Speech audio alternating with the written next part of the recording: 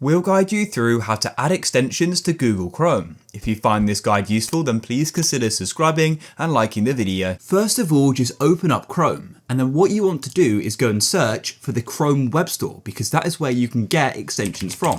So type it in just like so. Then go to the official one here at the top. And here we are. And then you can go and scroll down. You can see different categories. You may go and get some suggestions for what they may think you like. And yeah, we can go and browse through them. And let's say I wanted this QR code generator.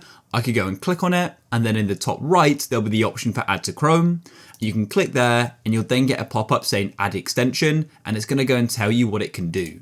And also, if on the left here, you can go and see how many users have it installed and also a rating. So that sort of helps you see if it's popular and things like that.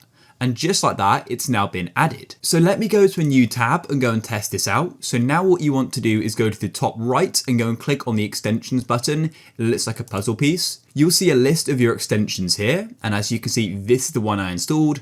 I've got quite a few here as I've just installed quite a few.